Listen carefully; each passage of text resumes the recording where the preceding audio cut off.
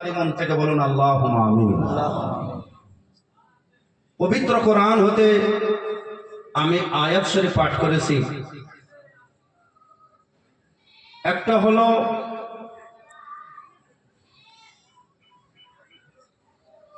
ওয়া in তানাযাআতুম fee শাইইন ফারুদ্দুহু ইলাল্লাহি war রাসূল।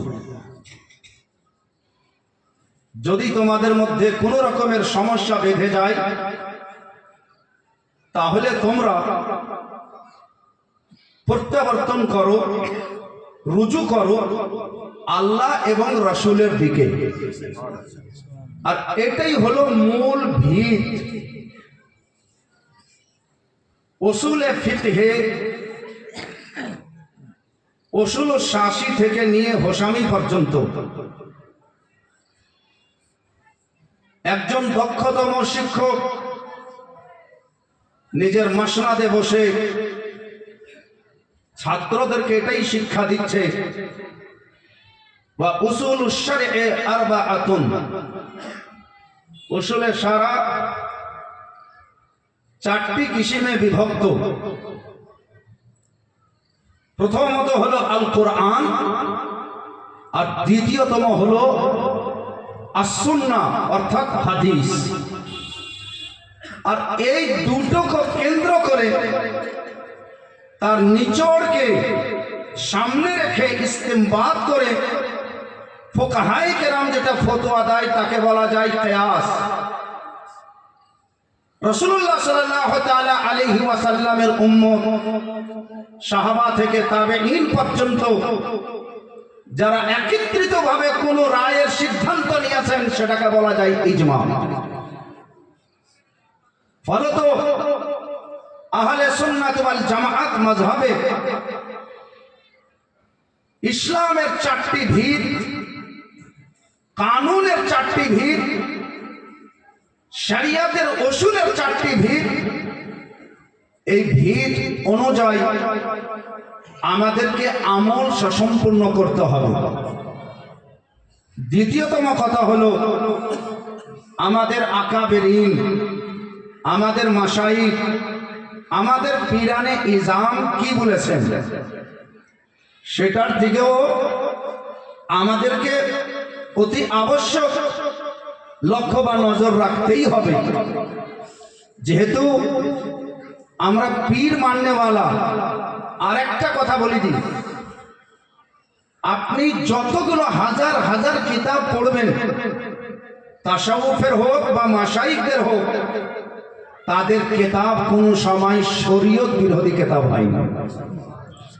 যা কিছু হয়েছে শরীয়ত সম্মত হয়েছে, শরীয়ত যুক্ত হয়েছে। বলা বাহুল্য আপনাদের নিকট আমি পবিত্র কোরআন সূরা আল আম্বিয়া আয়াত নম্বর 47 আল্লাহ নিজেই বলেন, ওয়া নাযাউল মাওয়াজিনাল কিসতা, হে আমার বান্দারা হাসরের ময়দানে ইনসাফের তারাজু আমি রাখব। লিয়াউমিল কিয়ামা, কিয়ামতের দিন বান্দাদের হিসাব করার জন্য।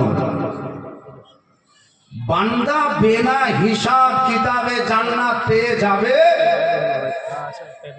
এই ধরনের দিন হাঁটলে চলবে না। বান্দা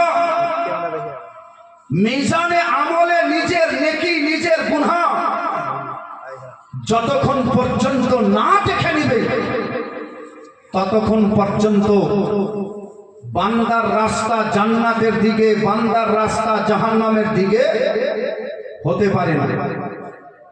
হে বিরাদার, আকা মুস্তাফা রুহি ফিদা সাল্লাল্লাহু তাআলা আলাইহি ওয়াসাল্লাম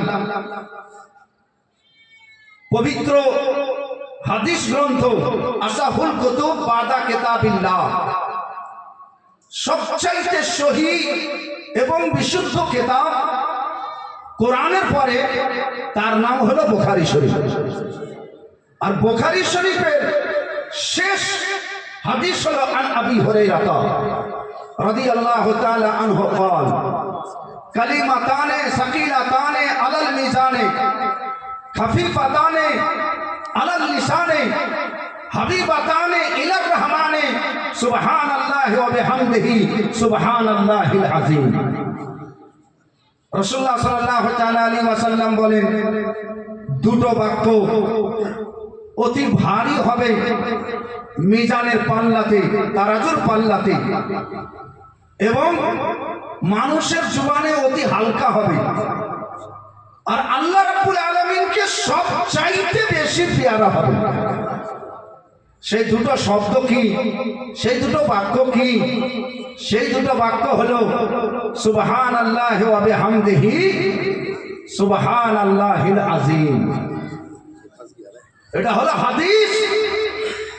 হে মুসলমান, আমার সুন্নি জামাতের মুসলমান, আগে আমাদেরকে দেখতে হবে আমরা